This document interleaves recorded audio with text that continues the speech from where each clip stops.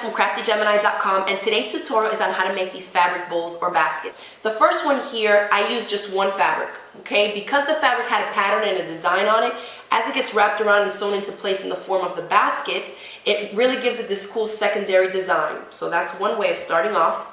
The next one here, I use both pink and yellow fabrics, and you can see you can start off, do a couple of rounds in one fabric, and then go and change it up. So if you had a really big bowl and you did multiple different stripes like that of different colors or different fabrics, that would give it a really cool look. And this one, maybe you've seen from another one of my videos, I added two little handles on the end, and this was actually made using fabric from an old men's shirt. So let's go over the supplies and we'll get right into making this project. So the first supply we need is the actual cording that's going to give the body to our basket. I have two different options here that I like to use both. First, let's start off by mentioning that both of these are 100% cotton. You want to make sure that your sewing machine is going to be sewing through a natural fiber. Because this stuff is going to be so bulky, and then on top of it we're wrapping fabric around it, there's a few things you want to keep in mind and even try out to make sure if the sewing machine you have will be able to complete this project. This here is just cotton clothesline. It's about 3/16 of an inch wide, so it's not that thick. And then what I have here is 100% cotton filler cord. And this you can find at your fabric store in the home decor department. All the baskets that I showed you earlier are made using this thicker one. And that's because I have a heavy duty sewing machine. So to start off, I would recommend you start off with the clothesline to see if your sewing machine will be able to sew through this stuff and complete the project. In order to do that, aside from a good sewing machine, you're going to need a brand new needle. And the size I like to use for this project is a 90-14 needle. The higher the number and the size of the needle, that means that that needle is to be used for thicker or bulkier fabrics and projects, okay? So either a 90-14 or go one step higher to the 100-16 needle. That'll work fine. Next thing you're going to need is either a pair of scissors or a rotary cutter, because you're going to need to cut your fabric into strips for this project. Then you need your fabric. The one I'll be working on today will be black and white fabrics and a little hot pink in there. And then lastly, you'll need either just a regular craft glue stick or some pins, okay? Let's get ready to cut our fabric, and I'll show you what the first step in making this basket is. So how wide you cut your strips is going to depend on the width or how wide the string that you're using is. For this thinner one, I'd probably just cut my strips about 1/2 inch wide. Okay? I'm going to be using this bulkier one today, so for this one I'd probably use them, which is what I generally use, is about 3/4 inch wide. If you're using thicker, then you want to go up to maybe 1 inch wide strips, and if you're using even narrower stuff, just kind of gauge it appropriately. So I have about 1/4 yard here of fabric. I'm just going to fold it up. And this project really lends itself nicely to not being so precise. So I'm just going to eyeball this.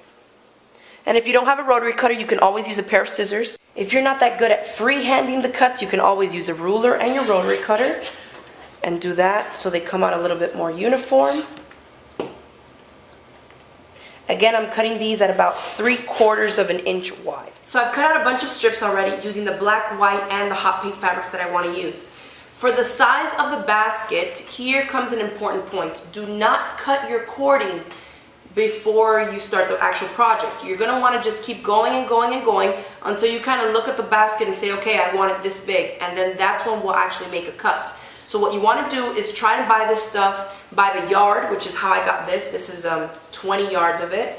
Or this big clothesline thing comes in 100 feet, so that's plenty, okay, for you to make a basket. Just so you have an idea of the size of the basket, I will tell you that this one took me 6 yards of the thick cotton filler cord. So you can see it's not that big, okay? This one I use maybe closer to 10 yards, I would say. So that's just so you have an idea. So obviously if you want a big bowl, just buy a ton of this stuff and just keep going. So let's get started on wrapping the fabric, on showing you how to wrap the fabric around the cord so we can get started with our basket. So here I'm going to show you how I start wrapping the cord. I'm starting off with the black and white fabric, and I sewed this down straight. You don't need to cut it off and just waste that. You can still use it just fine. I'm going to put the ugly side of the fabric and put the cording up about halfway up, okay, like that. I'm going to fold this top flap down because I don't want a raw edge sticking out at the end. Hold it like that, and then I'm just going to take this strap and trying to hold it as tightly as I can. You're just going to wrap it. and wrap it once or twice just to get that going. And you can see that once I start, I don't have a raw edge. It's all tucked in nicely, and I can start sewing. Let me show you that again. You take your cord, lay it on the wrong side of the fabric about halfway up, because you want to flap the other top half down over that end, and then you're just going to pull the fabric around and just start to wrap it around your cord. As we continue to wrap, here's the technique, and this is pretty much what you'll be doing to complete the entire basket. You're taking your strip and wrapping it so that part of it covers the fabric from the previous wrap, okay? And then the rest of it covers a chunk of the cording. And notice I'm coming down at a diagonal. You don't want to just wrap around and around horizontally. You're just going to end up with a bulky chunk of fabric there. So I want to make sure that it's going at an angle, downwards and around, downwards and around. And make sure that you're pulling it nice and taut. So we're going to keep wrapping until we've wrapped about 10 inches of our entire cording, okay? Then to hold it in place, what you want to do is grab your glue stick and just dab the fabric, just a dot like that, just touch it. And then just press it against the cording so it can hold, okay? And then we're going to take this and fold it in half, just like this. I'm going to put it under my sewing machine. And notice what I'm doing is folding it long because I want to get an oblong shaped basket, okay? Like you see, all the ones that I've shown you, they're all oblong shaped. And I think this is the easiest way for a beginner to start. If you wanted to coil it around in a circle, it gets really tight, and this is just an easy way to do it, okay? So we fold it like this, and it doesn't matter what length, depending on what size basket you want, you can just play around with this. I'm going to put it under my presser foot, and I'm going to do a wide zigzag stitch all the way down, okay? Holding both of these together, making sure that the zigzag is catching both sides of the cord.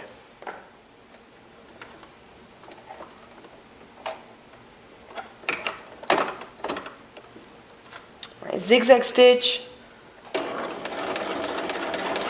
And what I like to do is to pull on the back threads to help push this through, because you really don't want to get your fingers in there to help push it through, okay? You don't want to run the risk of sewing through your fingers. Okay.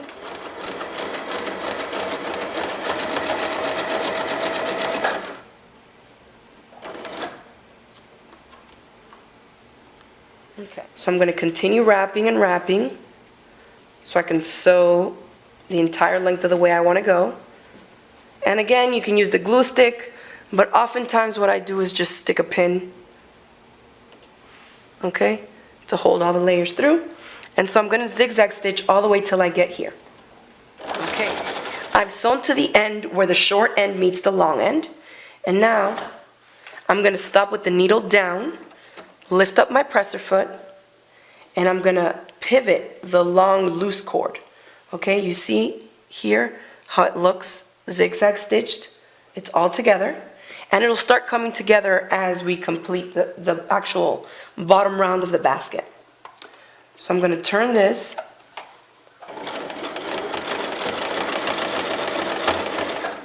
And you just keep going. You're just trying to zigzag stitch between the loose one and whatever you've completed previously. Stop with the needle down so it can hold your position. Next thing I'm going to do is take out this pin since I'm coming to the end already and grab another piece of black and white because that's what I want to do. Sometimes it helps to add a little glue to the end of the new strip so it holds.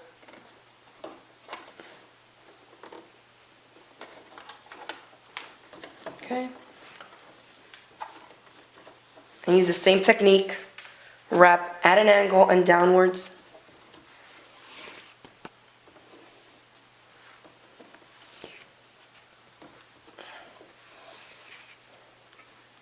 Okay.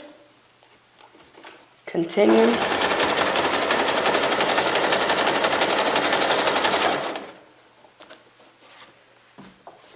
And just keep on wrapping and zigzag stitching.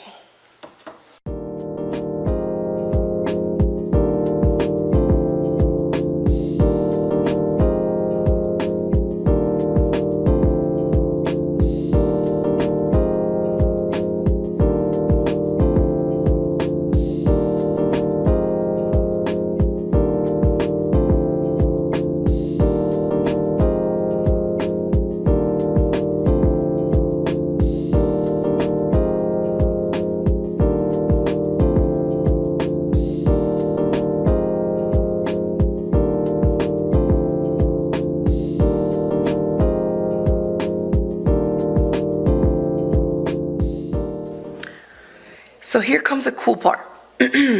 Once we have figured out how flat and wide we want our bottom, okay, there's no really way of measuring it. I just kind of look at it and say, okay, that's enough.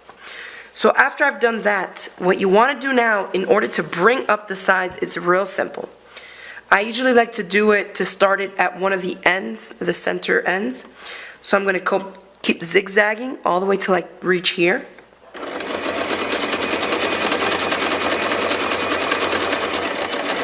Okay, now notice, we've had our surface that we've been working on completely flat until now.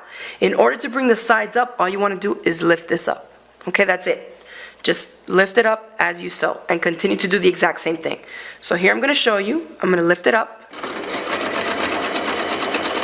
And you're sewing the exact same thing, keeping the center mark of your presser foot with the center line of where this cording, the loose one, is meeting up with your bottom that's already been put together. And just lift this up towards the head of your sewing machine. And as you can see, the sides are already starting to curl up.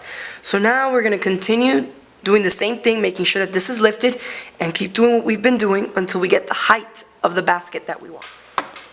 So notice, here's the end where I want my, my handle to be. So I'm going to come this way.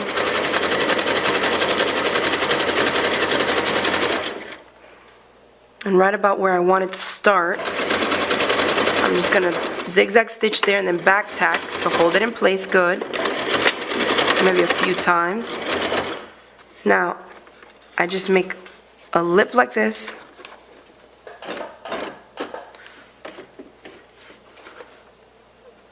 That's it. Okay, so instead of keeping it straight, just fold it up a little, however high you want your handle to be. You're going to stitch across the top of the bowl, just along here where you see the black and white fabric, without touching any of the pink.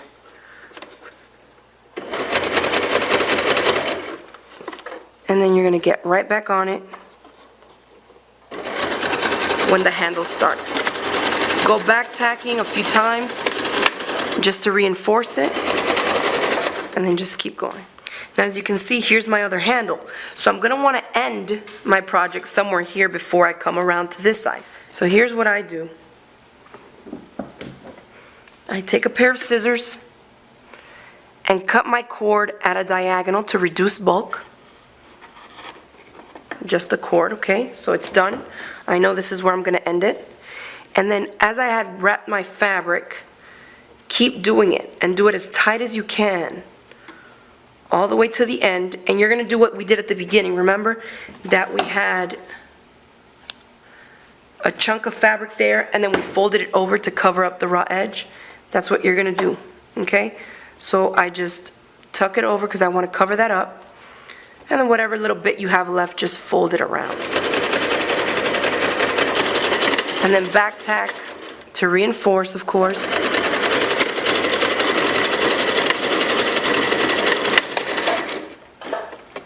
After you finish tapering off that last little edge, just sew it down into the basket and you're done. But here's a tip. If you don't like the way that last little bit looks, maybe it's not as neat as you would have liked, remember you always have the option of creating a little embellishment to cover up your mistake. Here's a fabric flower I made and I turned it into a hair clip. You can always leave the clip off, just make a coordinating fabric flower to match your basket and just hot glue gun it right over the area you want to cover.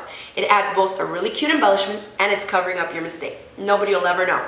I hope you all enjoyed my tutorial on making this adorable little fabric basket, and feel free to upload pictures of your completed projects to our Facebook page.